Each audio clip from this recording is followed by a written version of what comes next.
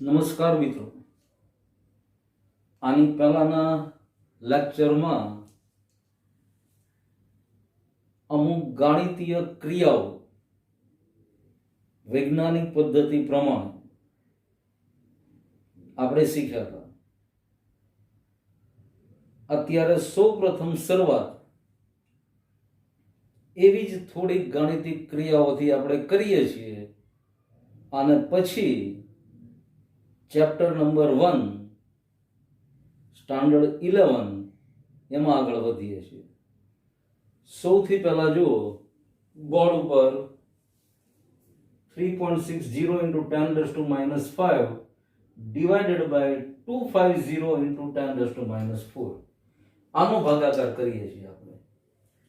હવે સૌથી પહેલા 3.6 into 10⁻⁵ divided by 250 into 10⁻⁴.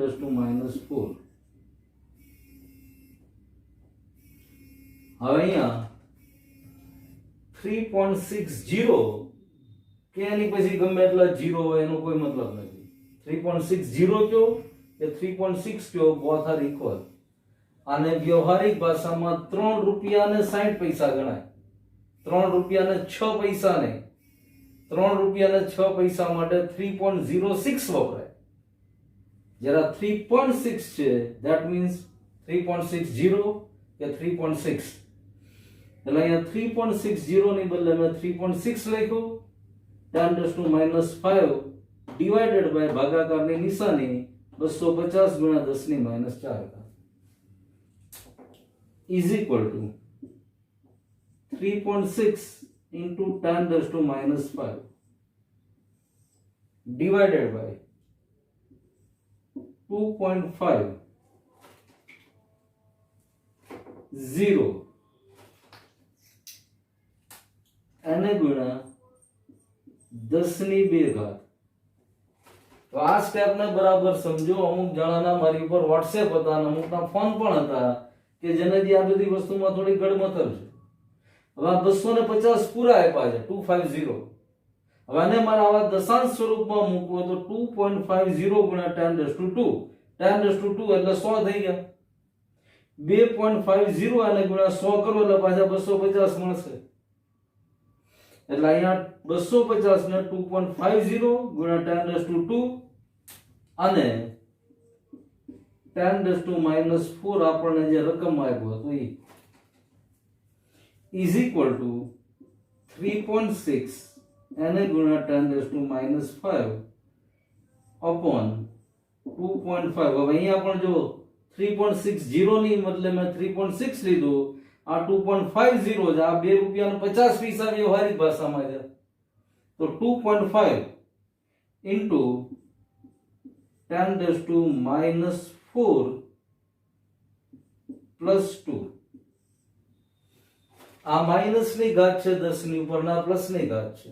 એટલે ઘાત ઘાતાંકના નિયમ પ્રમાણે આગળ જુઓ તો -4 plus 2 is equal to 3.6 into 10⁻⁵ divided by 2.5 into 10⁻². -4 plus 2 means -2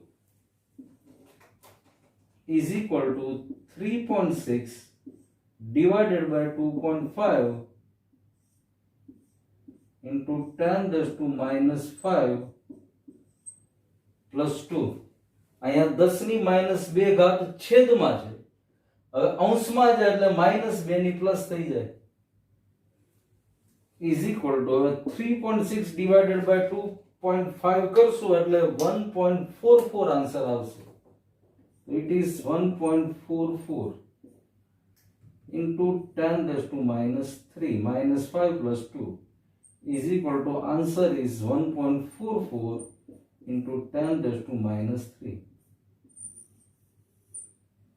આના ભાગાકારનો જવાબ આવી રીતે અને આટલો આવે. 3.60 into 10⁻⁵ divided by 250 into 10⁻⁴. Answer is 1.44 into 10⁻3. હજી એક મલ્ટીપ્લિકેશન અથવા ગુણાકારનો દાખલો પણ આવી રીતે આપણે જોઈ લઈએ છીએ, પણ ભાગાકાર આવી રીતે સહેલાઈથી થઈ શકે. હવે જો 1.2 into 10 - 4 બીજા બ્રેકેટમાં 1200 into 10 - 5 નો ગુણાકાર કરો તો is equal to 1.2 into 10 - 4 1200 આપ્યા છે. 1.2 into 10 - 3. હવે 1.2 નો ગુણાકાર 10 ની 3 ઘાત એટલે 1000 સાથે કરો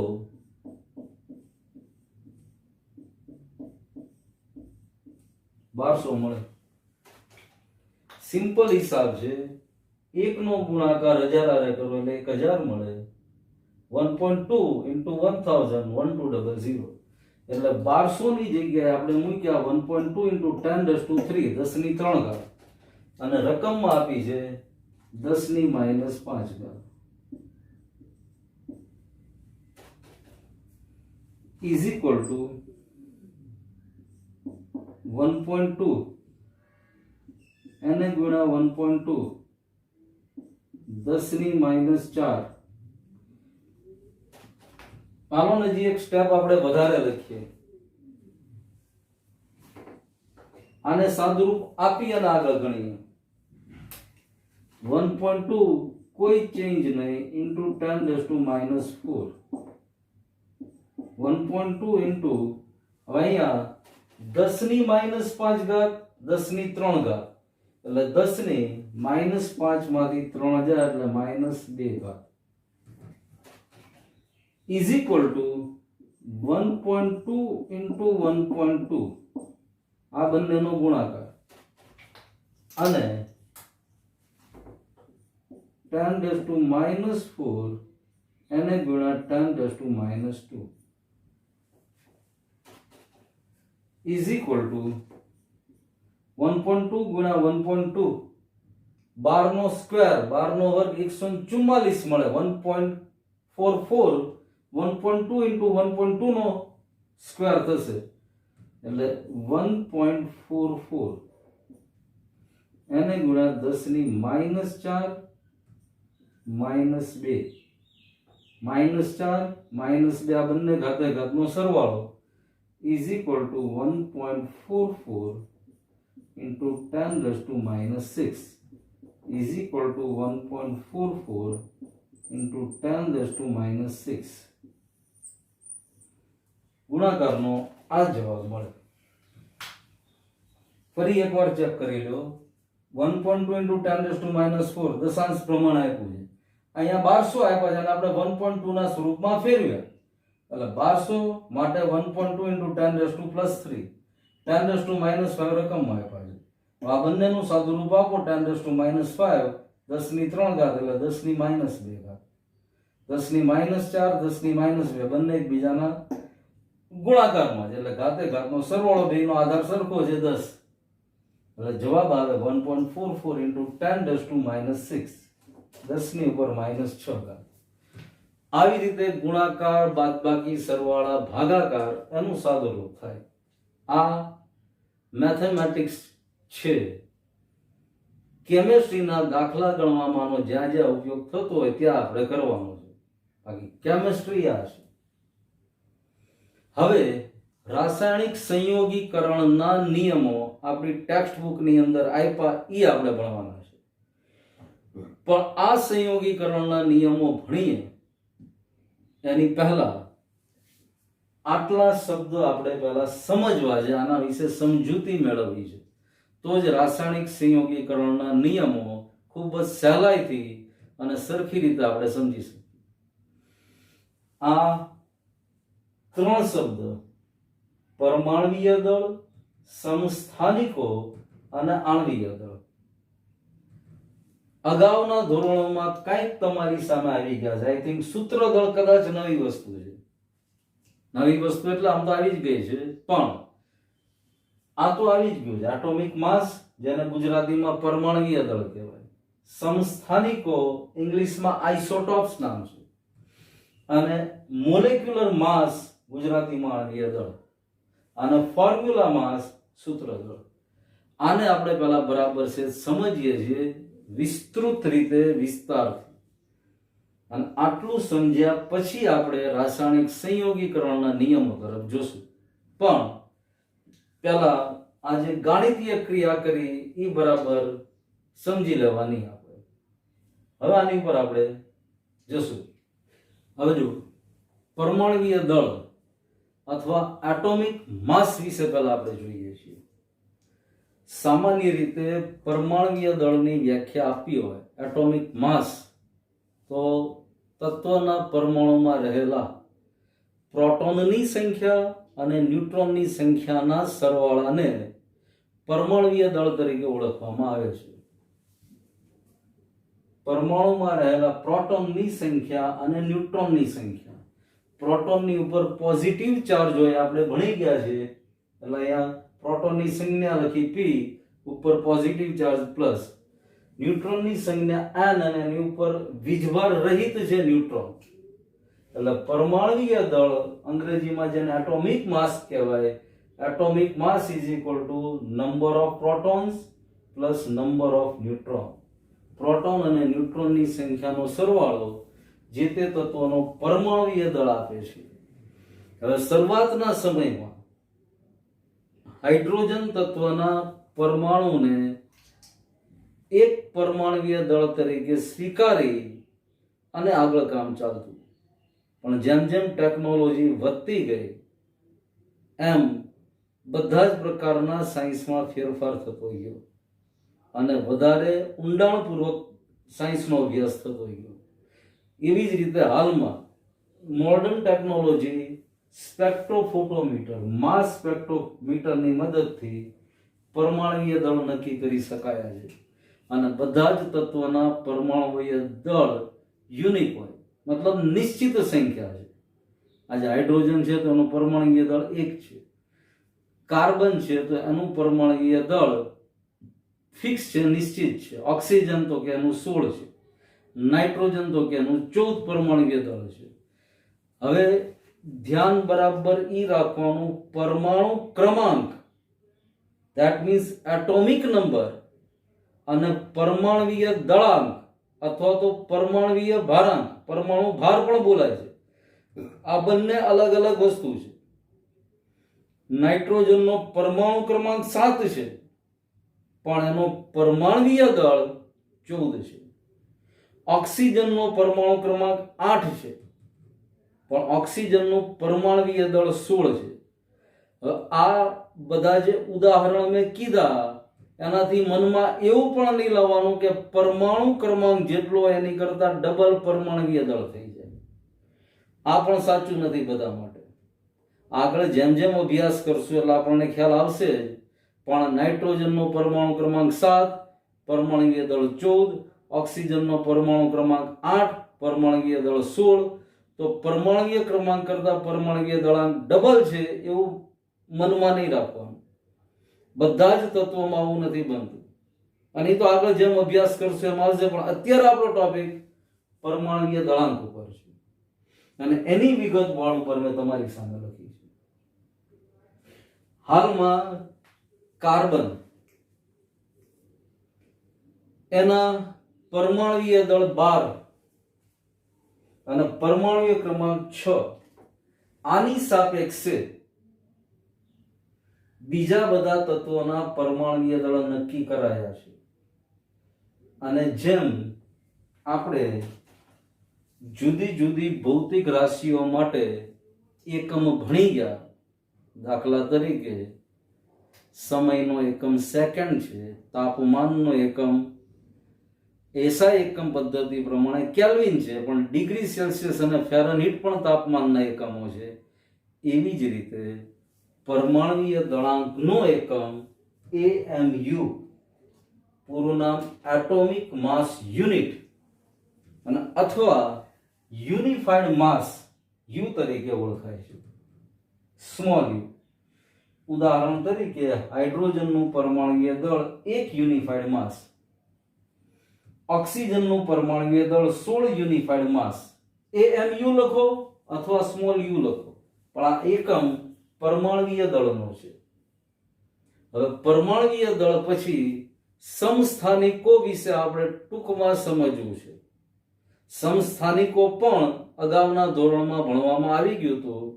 થોડુંક અહીંયા લખીશ અથવા યાદ કરાવીશ એટલે મોટા ભાગના સ્ટુડન્ટને યાદ આવી જશે, અથવા તો ઘણાને અત્યારે પણ આ શબ્દ ઉપરથી યાદ આવી ગયો છે કે ભાઈ સમસ્થાનિક અથવા આઇસોટોપ શું છે.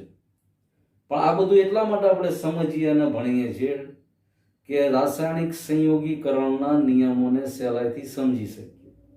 આ બધા ટોપિક સંયોગીકરણના નિયમો પછી આપ્યા છે આપણી બુકમાં બધા ટોપિક, પણ સંયોગીકરણના નિયમો એની પછી આ બધું આપ્યું. પણ પહેલા આપણે આને જોઈએ છીએ, સંયોગીકરણના નિયમો આના પછી ભણશું. આ બરાબર આવડશે તો એક એક સંયોગીકરણનો નિયમ બરાબર આપણને સમજમાં આવશે.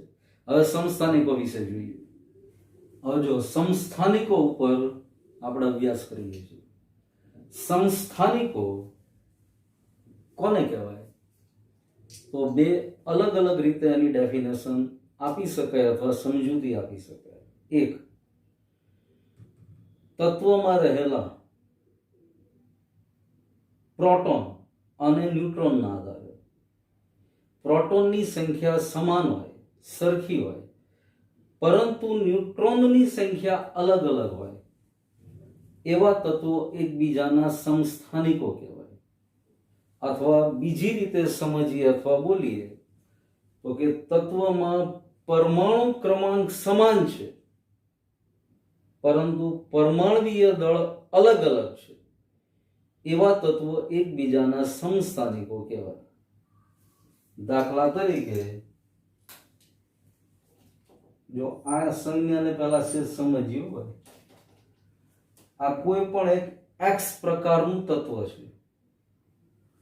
અહીંયા આગળ z અને અહીંયા આગળ a, અથવા ઘણી બધી બુકમાં એ અહીંયા પણ લખ્યો હોય. તો આ z અને a શું સૂચવે છે? તો કે z નો મતલબ થાય પરમાણુ ક્રમાંક અને a નો મતલબ થાય પરમાણુ દળાંક અથવા પરમાણુ ભારાંક. હવે અહીંયા અમે 3 જુદા જુદા ઉદાહરણો લખ્યા છે. દાખલા તરીકે H. હવે H માં અહીંયા બરાબર જો 1 લખ્યો છે, મતલબ આ હાઇડ્રોજનનો પરમાણુ ક્રમાંક 1 છે અને પરમાણુ ભાર પણ 1 છે. આ બીજો હાઇડ્રોજન જેનો પરમાણુ ક્રમાંક 1 છે પણ પરમાણુય ભાર 2 છે. આ ત્રીજો હાઇડ્રોજન જેનો પરમાણુ ક્રમાંક 1 છે પણ પરમાણુય ભાર 3 છે. આવા ત્રણેય પ્રકારના હાઇડ્રોજન કુદરતમાં નેચરમાં મળી આવે છે. સૌથી વધારે પ્રમાણમાં મળતો આપણો આ સાદો હાઇડ્રોજન જ, પણ આ હાઇડ્રોજન મળે છે, આ હાઇડ્રોજન પણ મળે છે, ભલે થોડા પ્રમાણમાં મળે છે પણ મળે છે. આને ડ્યુટેરિયમ તરીકે ઓળખાય છે અને આને ટ્રિટિયમ તરીકે ઓળખાય છે, પણ કહેવાય ત્રણેય હાઇડ્રોજન જ. ત્રણેયના પરમાણુ ક્રમાંક 1 જ છે. અને હવે આ વ્યાખ્યા જો, પરમાણુ ક્રમાંક સમાન પરંતુ પરમાણુય દળ અલગ અલગ, આવા તત્વોને એકબીજાના સમસ્થાનિકો કહેવાય. અને પરમાણુય દળ નક્કી કરવા માટે આવા સમસ્થાનિકોનો આધાર પણ લેવામાં આવ્યો છે કે જેમાં તત્વના એક કરતા વધારે સ્વરૂપ અથવા સમસ્થાનિકો કુદરતમાં અસ્તિત્વ ધરાવે છે. દાખલા તરીકે કાર્બન છે, તો કાર્બન જો પરમાણુ ભાર 12, પરમાણુ ક્રમાંક 6, પરમાણુ ભાર 13, પરમાણુ ક્રમાંક 6, પરમાણુ ભાર 14, પરમાણુ ક્રમાંક 6. આવા ત્રણેય પ્રકારના કાર્બન પણ અસ્તિત્વ ધરાવે છે. આવી જ રીતે ઓક્સિજન પરમાણુ ક્રમાંક 8 16, પરમાણુ ક્રમાંક 8 17. તો આવા ઓક્સિજન પણ કુદરતમાં અસ્તિત્વ ધરાવે છે. તો આવા બધા તત્વોના પરમાણ્વીય દળ માટે સરેરાશ પરમાણ્વીય દળ સમસ્થાનિકોના આધારે, સમસ્થાનિકોની ગણતરીના આધારે નક્કી કરવામાં આવ્યું છે. હવે ઉપરની વ્યાખ્યા પણ છે બરાબર સમજીએ. તત્વના પરમાણુમાં રહેલા પ્રોટોનની સંખ્યા સમાન, પરંતુ ન્યુટ્રોનની સંખ્યા અલગ અલગ. હવે પ્રોટોનની સંખ્યા અહીંયા હાઇડ્રોજન, ડ્યુટેરિયમ, ટ્રિટિયમ ત્રણેયમાં 1 1 1 છે. હાઇડ્રોજનમાં 1 પ્રોટોન. પરમાણુ ક્રમાંકનો મતલબ જ ઈ થયો પ્રોટોનની સંખ્યા અથવા ઇલેક્ટ્રોનની સંખ્યા. આ ઇલેક્ટ્રોનની સંખ્યા પણ છે. કોઈ પણ તત્વનો પરમાણુ વીજભારની દ્રષ્ટિએ તટસ્થ છે. આ જે સોડિયમ છે, સોડિયમનો પરમાણુ ક્રમાંક 11 છે. બરાબર સમજો, હું વાક્ય બોલું છું. સોડિયમનો પરમાણુ ક્રમાંક 11 છે, 1 1. એનો મતલબ એવો થયો સોડિયમની અંદર 11 ઇલેક્ટ્રોન્સ છે અને 11 પ્રોટોન પણ છે. ઇલેક્ટ્રોન ઉપરનો વીજભાર ઋણ નેગેટિવ છે, જ્યારે પ્રોટોન ઉપરનો વીજભાર પ્લસ અથવા પોઝિટિવ છે. અને કોઈ પણ તત્વનો પરમાણુ વીજભારની દ્રષ્ટિએ ઓલવેઝ ન્યુટ્રલ મતલબ તટસ્થ છે. એટલે પરમાણુ ક્રમાંકને સમજતી વખતે માત્ર પ્રોટોન અને ઇલેક્ટ્રોનનો ઉલ્લેખ થાય. ફરીવાર પરમાણુ ક્રમાંકની સમજૂતી આપણે સમજીએ છીએ. પરમાણુ ક્રમાંક એટલે શું? તો કે તત્વમાં રહેલા પ્રોટોનની સંખ્યા અથવા તો ઇલેક્ટ્રોનની સંખ્યા. કોઈ પણ તત્વના પરમાણુમાં જેટલા પ્રોટોન હોય એટલા જ ઇલેક્ટ્રોન હોય. હવે અહીંયા હાઇડ્રોજનની અંદર 1 પ્રોટોન, બીજા હાઇડ્રોજનમાં 1 પ્રોટોન, ત્રીજા હાઇડ્રોજનમાં 1 પ્રોટોન. હવે હમણાં જ આપણે થોડી વાર પહેલા પરમાણ્વીય દળ વિશે ભણ્યા. પરમાણ્વીય દળમાં શું ભણ્યા? તો કે પરમાણ્વીય દળ એટલે A is equal to proton plus neutron. આવું સૂત્ર જ આપણે સીધું ભણ્યું. અહીંયા આ પોઝિટિવ ચાર્જ પ્રોટોન ઉપરનો ચાર્જ છે, ન્યુટ્રોન ઉપર તટસ્થ વીજભાર છે. હવે અહીંયા જુઓ હાઇડ્રોજન, આ પ્રોટોન અને ન્યુટ્રોનની સંખ્યાનો સરવાળો સૂચવે છે. એટલે આ 1 છે, 1 માંથી 1 માઇનસ કરો એટલે ઓલવેઝ આપણને ન્યુટ્રોનની સંખ્યા મળે. ન્યુટ્રોનની સંખ્યા શોધવા માટેની સામાન્ય પદ્ધતિ અથવા સીધો સંબંધ પરમાણુ ભારમાંથી પરમાણુ ક્રમાંક બાદ કરી નાખો. એટલે અહીંયા તમે જુઓ તો ન્યુટ્રોન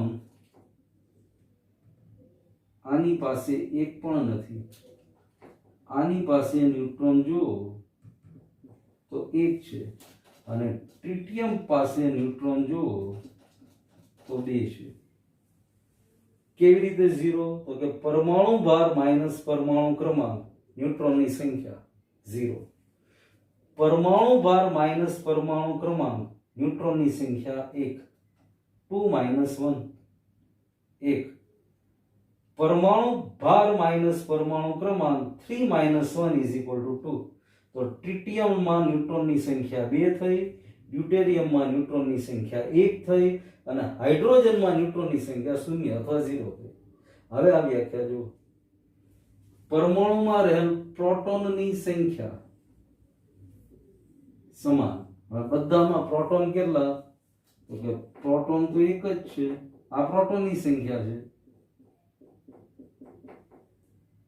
આમાં પણ પ્રોટોન 1 જ છે. તો પ્રોટોનની સંખ્યા સમાન, પરંતુ ન્યુટ્રોનની સંખ્યા જુદી જુદી. એટલા માટે આ તત્વો એકબીજાના સમસ્થાનિકો છે. અને બીજી રીતે સમજીએ તો પરમાણુ ક્રમાંક સમાન, આ બધામાં પરમાણુ ક્રમાંક 1 1 જ છે. પણ પરમાણ્વીય ભાર બરાબર જો તો પહેલા હાઇડ્રોજનનું પરમાણ્વીય દળ 1, બીજાનું 2, ત્રીજાનું 3. આ સમસ્થાનિકોની મદદથી જે તત્વો આવા સમસ્થાનિકો ધરાવે છે એની મદદથી ઈ તત્વોના સરેરાશ પરમાણુય દળના આધારે પરમાણુય દળ નક્કી કરવામાં આવ્યા છે. એટલે સમસ્થાનિક ફરી એકવાર છે ટૂંકમાં જોઈ લઈએ. બે રીતે વ્યાખ્યા આપી શકાય, પણ આપણે આ રીતે વ્યાખ્યા યાદ રાખવાનો બરાબર પ્રયત્ન કરશું. પરમાણુ ક્રમાંક સમાન, પરમાણુય દળ અલગ અલગ. દાખલા તરીકે હાઇડ્રોજન પરમાણુ ક્રમાંક 1 છે, પરમાણુ બહાર જુદા જુદા 3 હાઇડ્રોજનના અલગ અલગ, એક હાઇડ્રોજનનો પરમાણુય દળ 1, બીજા હાઇડ્રોજનનો પરમાણુય દળ 2, ત્રીજા હાઇડ્રોજનનો પરમાણુય દળ 3.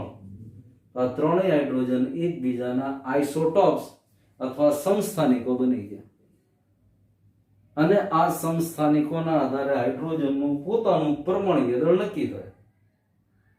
બસ, એટલે આપણો અત્યારનો ફોકસ પરમાણુય દળ જ છે. સમસ્થાનિકોના આધારે સરેરાશ પરમાણુય દળ નક્કી કરવામાં આવ્યા છે અને પછી આપણે મોલેક્યુલર માસ અથવા મોલર દળ ઉપર જઈએ છીએ. પણ સમસ્થાનિક બરાબર છે. જો આ બધું એવું લાગે તો તમારી બુકમાં ઉતારી પણ લ્યો, કારણ કે આ બધું સીધે સીધું આપણી ટેક્સ્ટ બુકમાં નથી આપ્યું. પણ આને એવું લાગે તો ઉતારી પણ લ્યો અને બરાબર સમજી લો. આ એક આદર્શ તત્વ તમારી સામે મૂક્યું. આવું વારંવાર આપણી ટેક્સ્ટ બુકમાં આવ્યા કરશે. અહીંયા જે આંકડો લખ્યો એ Z એટલે પરમાણુ ક્રમાંક, ઉપર જે આંકડો લખ્યો એ પરમાણુય દળ અથવા એટોમિક માસ. હવે મોલર દળ ઉપર આપણે આગળ જઈએ છીએ. પરમાણુય દળના અભ્યાસ પછી મોલેક્યુલર માસ અથવા આણ્વીય દળ ઉપર આપણે જઈએ છીએ. પરમાણુય દળ જે તે તત્વ માટે યુનિક હોય છે, મતલબ જે તે તત્વનો પરમાણુય દળ ફિક્સ ચોક્કસ સંખ્યા હોય છે. હમણાં જ આપણે જોયું એમ અત્યારે આધુનિક ટેકનોલોજી પ્રમાણે, આધુનિક પદ્ધતિ પ્રમાણે માસ સ્પેક્ટ્રોફોટોમીટર મદદથી બધા તત્વોના પરમાણુય દળ નક્કી થઈ શક્યા છે. દાખલા તરીકે હાઇડ્રોજન તત્વ છે તેનું પરમાણુય દળ 1 યુનિફાઈડ માસ છે. આ પરમાણુય દળનો એકમ છે.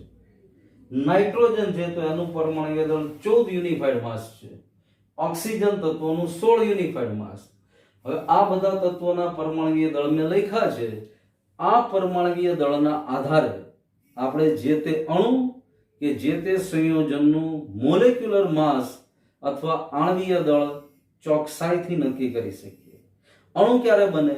તો કે બે અથવા વધારે તત્વો એકબીજા સાથે જોડાય, અણુ અથવા સંયોજન બનાવે. જેમ તત્વનો નાનામાં નાનો ભાગ પરમાણુ છે, એમ સંયોજનનો નાનામાં નાનો ભાગ અણુ છે.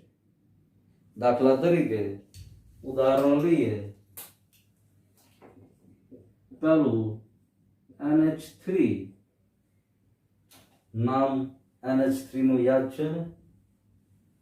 એમોનિયા. એમોનિયાનું આણ્વીય દળ તો કેવી રીતે શોધી શકાય? તો પહેલા બરાબર જુઓ. એમોનિયાની અંદર બે અલગ અલગ તત્વો છે. કયા કયા? તો કે એક નાઇટ્રોજન છે ને બીજો હાઇડ્રોજન છે. તો આપણી પાસે પહેલા નાઇટ્રોજનનું પરમાણુય દળ અને હાઇડ્રોજનનું પરમાણુય દળ હોવું જોઈએ. એ આપણે જાણતા હોવા જોઈએ. તો અહીંયા નાઇટ્રોજનનું પરમાણુય દળ 14 છે, હાઇડ્રોજનનું પરમાણુય દળ 1 છે. તો is equal to 1 in the bracket plus 3 in the bracket. હવે નાઇટ્રોજનના પરમાણુની સંખ્યા 1 છે એટલે મેં પહેલા 1 મૂક્યો. નાઇટ્રોજનનું પરમાણુય દળ 14 યુનિફાઈડ માસ એટલે અહીંયા મૂક્યા મેં 14. હાઇડ્રોજનના પરમાણુની સંખ્યા 3 છે એટલે મૂક્યા 3 અને હાઇડ્રોજનનું પરમાણુય દળ 1 યુનિફાઈડ માસ છે ઇઝ ઇક્વલ ટુ 14 એકા 14 વત્તા 3 બરાબર 17 યુનિફાઈડ માસ. તો એમોનિયા અણુનું આણ્વીય દળ 17 યુનિફાઈડ માસ થયું. આવી જ રીતે બીજું એક ઉદાહરણ લઈએ.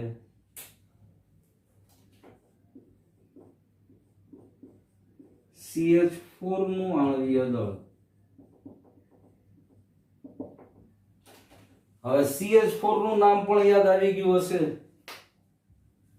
CNG માં ગેસ તરીકેનો મુખ્ય ઘટક ઉપરાંત બાયોગેસની અંદર પણ ગેસ તરીકેનો મુખ્ય ઘટક મિથેન વાયુ. તો મિથેનનું આણ્વીય દળ શોધવું હોય તો સેમ એમોનિયાનું શોધ્યું એમ જ સૌથી પહેલા કાર્બન તત્વ છે. તો કાર્બનના પરમાણુની સંખ્યા કેટલી? 1. હવે કૌંસ બનાવો પ્લસ હાઇડ્રોજનના પરમાણુની સંખ્યા કેટલી? 4. ફરીવાર બ્રેકેટ. હવે કાર્બનનો પરમાણુય દળ 12. તો અહીંયા બ્રેકેટમાં કાર્બનના પરમાણુની સંખ્યા સાથે 12 નો ગુણાકાર. હાઇડ્રોજનનું પરમાણુય દળ 1. 12 એકા 12 વત્તા 4 એકા 4 બરાબર 16 યુનિફાઈડ માસ. મિથેન નું આણ્વીય દળ આપણને મળ્યું. આવી જ રીતે બધા જ સંયોજનોના કે અણુઓના મોલેક્યુલર માસ સહેલાઈથી ગણી શકાય. અને આવું આપણે એટલા માટે અત્યારે ભણી રહ્યા છીએ કે રાસાયણિક સંયોગીકરણના નિયમોના ઉદાહરણ જ્યારે સમજશું ત્યારે આ બાબતની એમાં જરૂર પડશે. તો એ સહેલાઈથી ઉદાહરણ દ્વારા આપણે સંયોગીકરણના નિયમો સમજી શકીશું. હજી એક જોઈએ. દાખલા તરીકે H2O પાણી. તો અહીંયા હાઇડ્રોજનના પરમાણુની સંખ્યા 2 છે. આ બધામાં જે પહેલું તત્વ હતું બંનેમાં એમાં પરમાણુની સંખ્યા 1 જ હતી. તો 1 થી ગુણતા હતા. અહીંયા હાઇડ્રોજનના પરમાણુની સંખ્યા 2 છે. તો સૌથી પહેલા 2 કૌંસ વત્તા બીજું સંખ્યા માત્ર 1 છે તો 1 થી ગુણાકાર અને કૌંસ. હવે હાઇડ્રોજનનું પરમાણુય દળ 1, ઓક્સિજનનું પરમાણુય દળ 16 is equal to 2 plus 16 is equal to 18 unified mass. આમ પાણીનું અથવા H2O નું આણ્વીય દળ 16 યુનિફાઈડ માસ અથવા 16 AMU છે. અને આવું જ અહીંયા ફોર્મ્યુલા માસ અથવા સૂત્ર દળ એના વિશે થોડુંક સમજી લઈએ. હવે જો સોડિયમ ક્લોરાઇડ NaCl એક સ્ફટિક સ્વરૂપે અસ્તિત્વ ધરાવે છે. NaCl ના સ્ફટિકમાં એક સોડિયમ પરમાણુની આજુબાજુ 6 ક્લોરીનના પરમાણુ ગોઠવાયેલા છે અને એવી જ રીતે એક ક્લોરીનના પરમાણુની આજુબાજુ 6 સોડિયમના આયનો ગોઠવાયેલા છે. Na+Cl- આયોનિક બોન્ડથી સોડિયમ ક્લોરાઇડની રચના થઈ છે. હવે આવા સ્ફટિક માટે સૂત્ર દળ અથવા ફોર્મ્યુલા માસ આવો શબ્દ નક્કી કરાયેલો છે. શોધવાનો આવી જ રીતે. દાખલા તરીકે NaCl નું શોધીએ. હવે અહીંયા સોડિયમનો પરમાણુ ક્રમાંક 1 છે પણ અહીંયા સોડિયમના પરમાણુની સંખ્યા જો 1 બ્રેકેટમાં સોડિયમનું પરમાણુય દળ વત્તા ક્લોરીનના પરમાણુની સંખ્યા પણ 1 છે. હવે સોડિયમનું પરમાણુય દળ 23 યુનિફાઈડ માસ અહીંયા લખ્યું મેં 23 અને ક્લોરીનનું પરમાણુય દળ અહીંયા નથી લખ્યું પણ લખી નાખું Cl 35.5 યુનિફાઈડ માસ.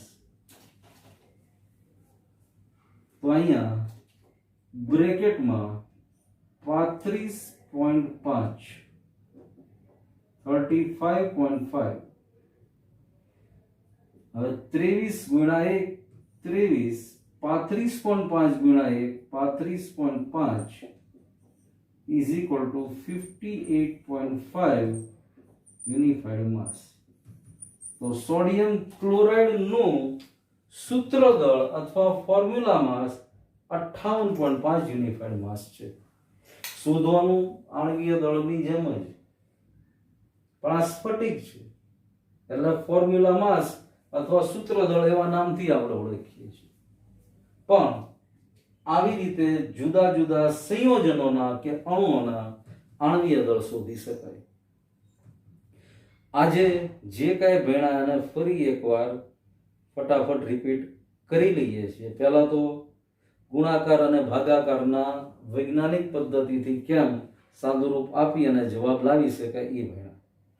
પછી પરમાણ્વીય દળ વિશે, પરમાણ્વીય દળના પછી સમસ્થાનિકો વિશે, સમસ્થાનિકો પછી સરેરાશ પરમાણ્વીય દળ. જે તત્વોના સમસ્થાનિકો કુદરતમાં મળી આવે છે એના સરેરાશ પરમાણ્વીય દળના આધારે એટોમિક માસ અથવા પરમાણ્વીય દળ નક્કી કરવાના છે. અને પછી ભણ્યા મોલર દળ અથવા મોલેક્યુલર માસ કેવી રીતે શોધી શકાય. આ બધી જ વિગત સંયોગીકરણના નિયમો પછીના ટોપિકમાં આપણી ટેક્સ્ટ બુકમાં આપી છે, એટલે તમે રેફરન્સ તરીકે એને ચોક્કસ જોઈ શકશો. આ સમજ્યા પછી સંયોગીકરણના નિયમો તરફ આપણે આગળ જશું.